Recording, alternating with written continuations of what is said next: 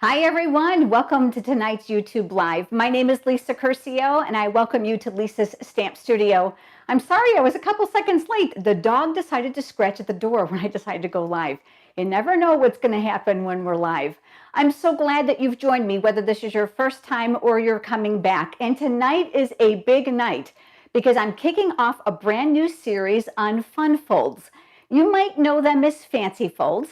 They're cards that have an intricate way of opening or closing, and I've got some great cards for you coming up in this series. And tonight I decided to start the night off with a fun fold. Now I'm excited to share this card with you, and I do ask that you hang with me. I've got a lot of instruction along the way as well as a lot of tips. Now before we get started, I have two housekeeping items. For those of you that are joining us live, I would love to have you interact with us. Please log into your YouTube account. You can do so by signing in with your Gmail address. That is a YouTube thing, not a Lisa thing. The second is I want to introduce you to my amazing virtual assistant, that is Megan. If you were here during the live chat or even watching afterwards, you'll be able to see Megan interact with you and answer your questions. Over off to the side, her name is in blue. She's incredible, and many of you have gotten to know her well, and you know how much fun she is. When my head's down at the stamp table and we're busy stamping, I'm doing what we're supposed to be doing, and sometimes I can't always catch the things that you are asking questions on, so Megan does a great job with that. So without further ado, what do you guys say we get started on tonight's fun fold? So give me a second, I'm going to turn the camera down and then we'll get started. Okay, give me 1 minute to kind of get you all zoomed in right. There we go. I think that's a little better. I'm going to turn on my light, and I want to refresh my iPad because I like to glance over every once in a while and take a look at your comments. All right, I am going to first start by doing the scoring, but don't worry because I have a feeling that you're going to say to me, I can't really see what you're doing because it's scoring. I made a template on white cardstock with lines as well that I'm going to go over with you because I want to be able to show it to you both ways so that you can follow along. The card tonight is actually called a pop-up card, or better known as a diamond pop-up card. You may see it known both ways. Fun folds, fancy folds, the term is synonymous. Basically, it's a card that opens in a really unique fashion. Again, I have all the dimensions for you on another piece of paper, so hang tight with me. We're going to do some scoring, and I'm going to bring in my Simply Scored scoreboard here. I absolutely love this thing. Now, it's rather good. It's a good size. You can see it takes up most of my table, so I'm not going to be able to get to put the whole thing in the view, but it does come with 3 place markers. I'm only using 2 tonight, which pop into these little holes here. Love it.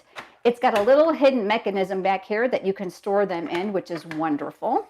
Down here at the bottom, I'm gravitating up. You're going to see that it has a place here for a stylus tool that is included with the Simply Scored. Now, one of the reasons I love the Simply Scored is because the stylus tool involved includes dual ends. So there's a little bit bigger one on this side and a little smaller on this side. And you might be wondering, what's the difference? Well, when you're using cardstock, I prefer the smaller end.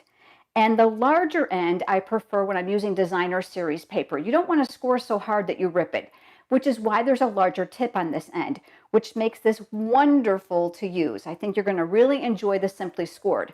So let's pull this down so you guys can see a little bit. And I've already marked where I'm going to be doing my score line. So I'm hoping that's going to help you.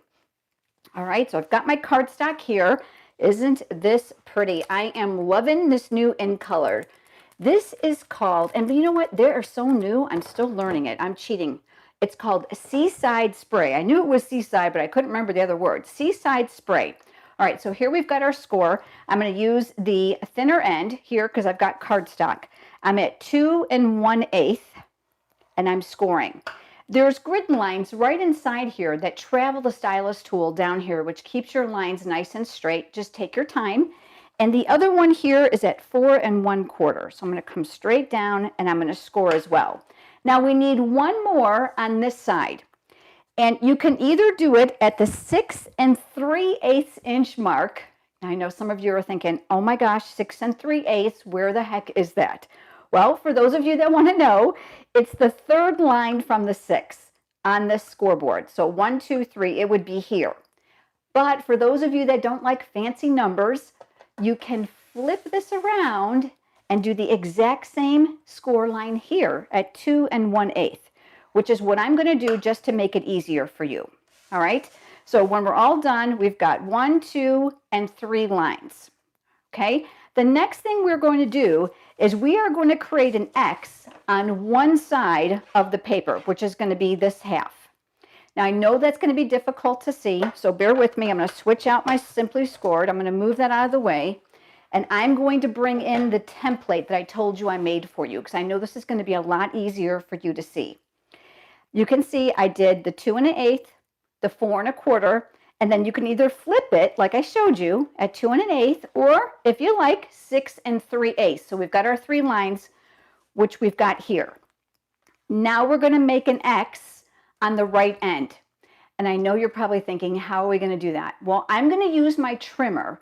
My trimmer has a scoring blade on it, but I'm going to help you for those of you that don't have one. So let me bring over my trimmer. And here it is. And I've got a scoring blade. All right. But for those that don't, you're going to use a bone folder or a stylus tool. Either one is going to work. So what I'm going to do is I'm going to navigate this score line that's in the center. I hope you can see that, inside the cutting track or the scoring track on my trimmer.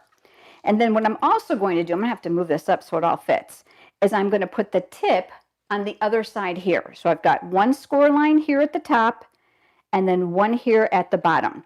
And the light blade is my scoring tool. Now, again, if you don't have it, take your bone folder and come straight down in between here and you're going to get your score line. So just checking to make sure that it's straight, and it looks like it is, and I'm going to score. I don't know if you guys can see that or not. I'm going to try to turn it so you can. Now I'm going to do the exact same thing to make that X. So I'm going to line up my tip here, and I'm lining up my end here, making sure they're as even as I possibly can get them. And then I'm going to score. Again, you can use your bone folder or your stylus tool. All right, so that looks pretty good. I'm going to say it's not Lisa perfect, but that's okay. You're going to see the score lines here. The next step is going to be conditioning and scoring on those lines. So we're going to bend. The first one is going to come up. This is what we call a mountain fold. So it's going to come up towards you. And then I want you to take your bone folder and I want you to go over those creases so that they're nice and crisp. That's going to be really important when you're doing these fun or fancy folds. The next one is going to go down. And again, I'm going to come in with my bone folder for that nice crisp crease. Now you're probably thinking, okay, I can't wait to see how you do this. It's easy. So we're going to go down and we're going to go up, and we're going to do the same thing here with that X. I'm just going to manipulate it right on that score line. So I'm just breaking down the paper fibers just a little bit. Then I'm going to go over it with my bone folder because I want to break it down enough where they're going to be nice and firm and they're going to stand up nicely when I'm all finished. All right, so I've got them going each direction. Are you ready? Here's the magic. This pinches in. Do you see it? Do you see the point here? So we're going to pinch this in. I'm showing you now from the back. You're going to pinch it in, and then you're just going to kind of squish it down. There's really no fancy term for this.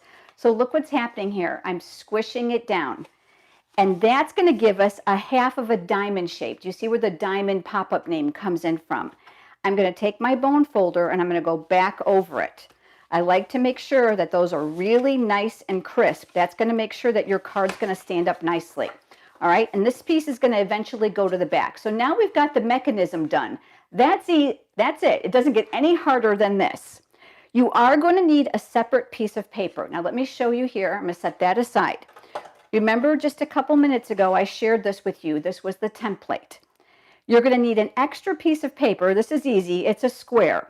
It's 3 1/8 by 3 1/8. This is for either the pop-up image or the greeting. It's really your choice.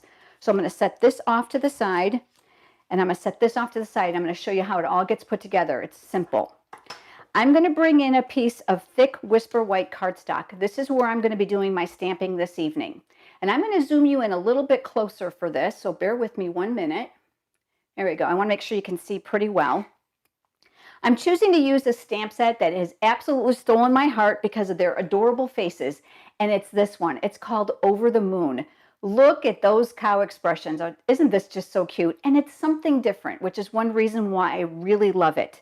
You're going to be able to find this product in the Stampin' Up! Annual catalog that just debuted on June 4th, I believe it was. Now, if you don't already have a demonstrator and you're interested in receiving a complimentary copy, I would love to send you one.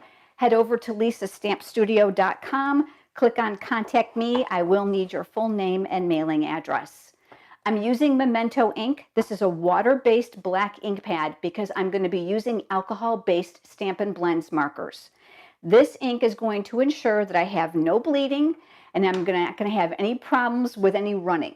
Now I'm actually going to start from the bottom up because remember, we are going to be stamping this on the diagonal, so on a diamond shape.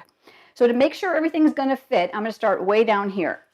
I've mounted the words from that stamp set that say Dream Big. All the images I'm using are from that exact same stamp set. So I'm going to go ahead and I'm going to ink that up. And I just want to make sure this is as straight as possible because honestly, I don't do too many things straight.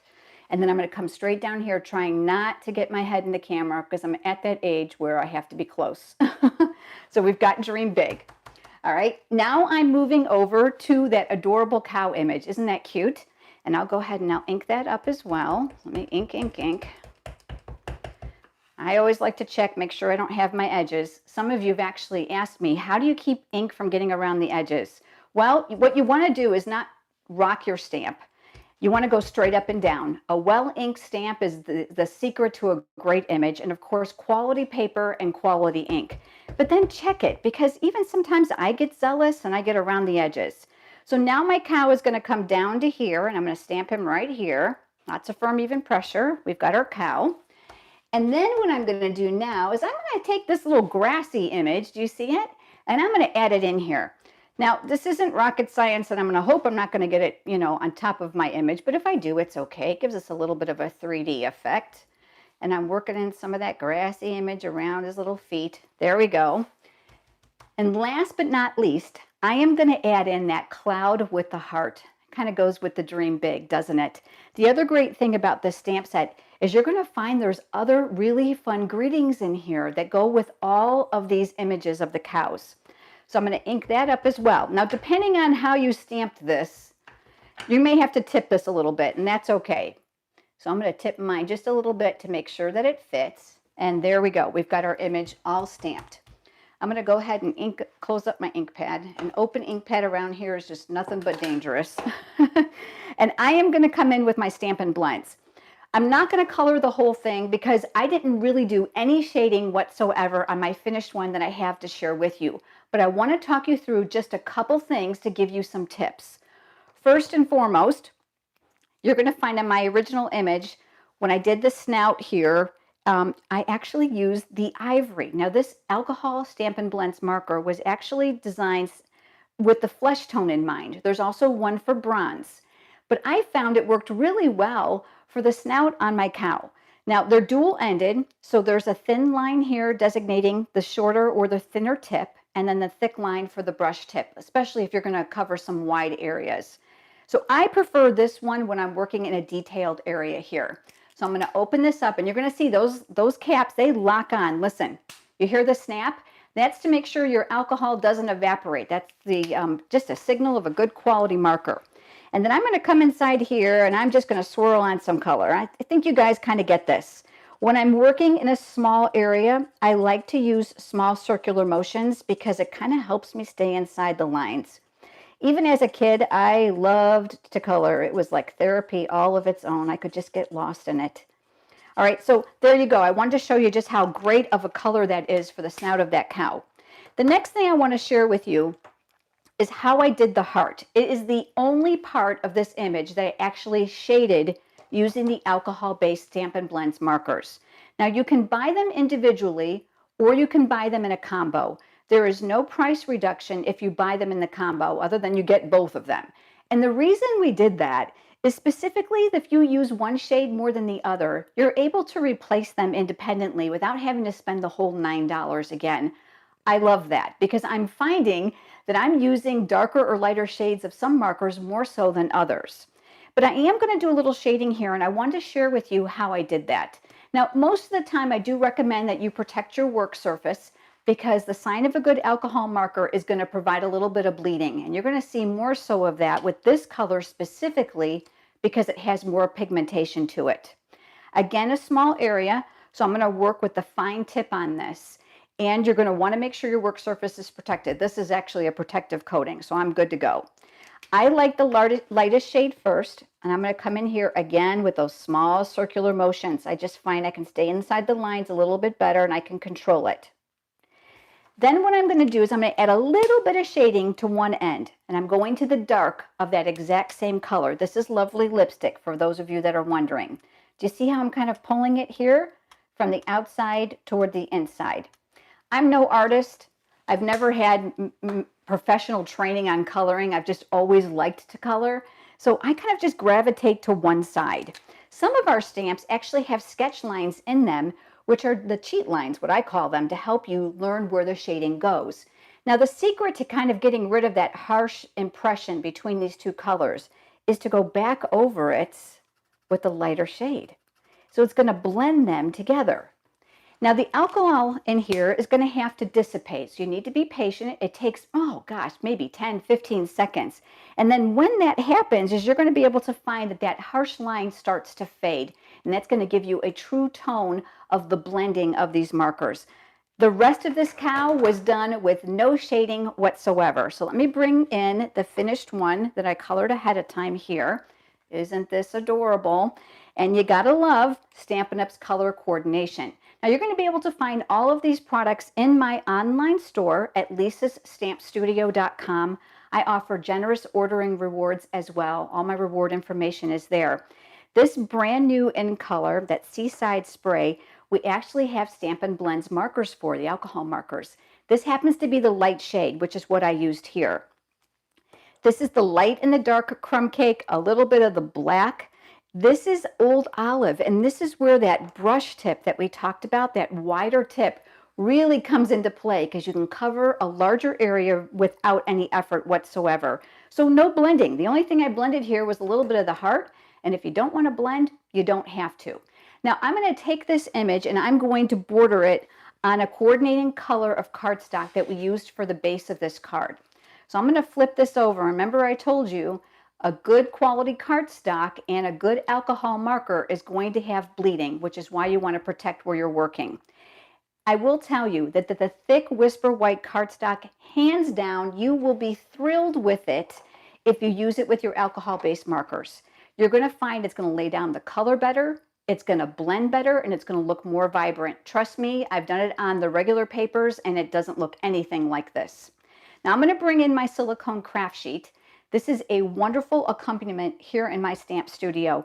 Whenever I'm going to add adhesive to fairly small pieces, even slivers, I find this works wonderfully because adhesive, hot glue, and liquid glue will not stick to it. It simply rubs right off because of the silicone surface. I sometimes get a little zealous, just like I do with coloring, and I get a little bit close to the edges, and then I end up with adhesive all over my table, and then I'm fighting that sticky spot the entire time I'm working. Love this. Once you have it, you're good to go. This now is going to get mounted here with a very narrow border of color all the way around. And then once I'm happy with the placement, I'll just tack that in place. This now is another piece of the thick Whisper White cardstock. This is the one that measures 3 1/8 by 3 1/8 that was part of the template I shared with you just a few minutes ago. This is the diamond. The reason I cut these smaller is because I wanted to be able to do some layering. So if you're going to do some layering on top of that 3 1/4 inch square, make sure that you size down just a little bit so that everything fits. That's really simple to do. And then what I'm going to do now is I'm going to flip this over one more time, and again with my silicone craft sheet, and I'm going to add adhesive around the perimeter. Whenever you're using a fancy fold card or a fun fold card, don't be afraid to use a little bit more adhesive, a few more dimensionals than you might normally do, simply because it is so cool when it's done. They're going to be playing with it when they get it on the other end. So be generous. You don't want your card to fall apart. All right, so here's the diamond. Do you remember this part here? The mechanism that we made? Super easy. Now I'm going to bring the camera out just a little bit because I want to make sure that you can see the whole thing being put together. All right, there we go. This now is going to get mounted here. Do you see the triangle? That's where this piece is going to go. It literally mirrors the bottom half. Make sure you put adhesive here, not here. Ask me how I know. I went up too high and I was like, oh, darn it. So it's going to go here. But before I do that, I'm going to go ahead and I'm going to add some designer series paper. Again, the color coordination is so much fun, isn't it? This piece is actually going to go here. So that when our card closes, we've got a little bit of a decorative edge. This is from the In Color Assorted 6" by 6" designer series paper. Comes in an assortment of all the colors. It is incredibly affordable for the 48 sheets. And I'm coming back in with my silicone craft sheet because I get a little excited. I want to make sure I don't get that on my work surface. Coming around my edges as well. And like I said, this is going to go here. So I've got this tucked underneath the bottom. And I'll talk to you about that in just a second. This was designed and cut for me to leave a small border. I'm going to put all the cutting dimensions for this project down in the video description below when we're all done with tonight's live. So just give us a few minutes. When we're finished, Megan and I will come back. Now what I'm going to do is I'm going to put my adhesive here, and you're darn right I'm going to use that silicone craft sheet because I know I've got to get close to my edges here. So I'm going to come in here and I'm turning my hand, making it really easy for me to put my adhesive in, and then here across the top.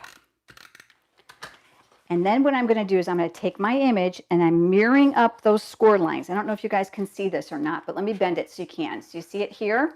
This is where I'm going to lay the image of my cow. I'm looking to line it up as closely as I can.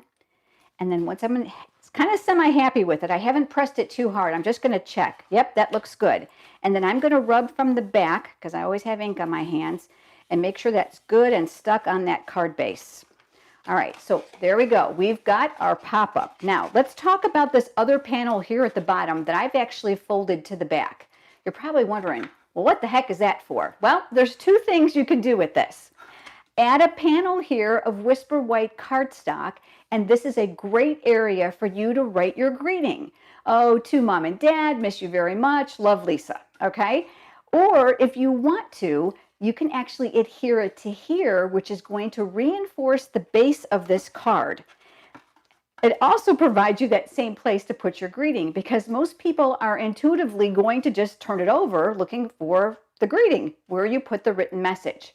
And of course, if you like to write a lot, you've always got some room here as well. If you're really slick, you want to know another tip? I cut another piece of 3 1/8 by 3 1/8 inch white cardstock. And what I did is I put my greeting, I wrote my message here, and I tucked it right behind here. I did not adhere it because then what happens is when it comes out of the card and it's kind of boingy, this piece falls out with the greeting. And it's just a nice surprise. Would make a great birthday card for a child. They would absolutely love this. And I don't know about you. I don't care how old you are. I think this is just a really, really fun fold. All right, let me flip the camera around. Oh, I get to see some of your comments now. I hope you've enjoyed that. Fun folds have really been a blast for me to design. And here's the good news. I've got 8 of them in the series that's coming up. Now, if you haven't already subscribed to my YouTube channel, I would love to ask you to do so. And make sure you click that small bell icon that's next to the subscribe button. That's going to send you notifications of when I'm live here on YouTube, as well as when I upload a new video, because you're not going to want to miss all the cool folds and the pretty cards I've got sharing coming up in the next few weeks. Lots of great things in store for you. Now, I also want to let you know, too, that there's not going to be a live in early July like there normally is. Every couple of weeks, I'm here on live with you because I'm going to be with the Stampin' Up! Family as we are on the Stampin' Up! Incentive trip to the Greek Isles.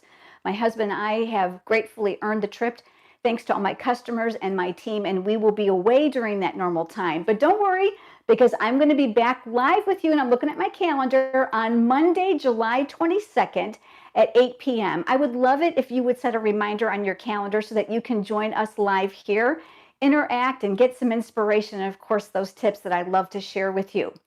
Okay, if you've liked tonight's video, give it a thumbs up here on YouTube. It makes them and I both very, very happy. Share the video tonight with social media, Instagram, Pinterest, of course, Facebook, and with your crafty friends. That would just be the highest compliment you can pay me.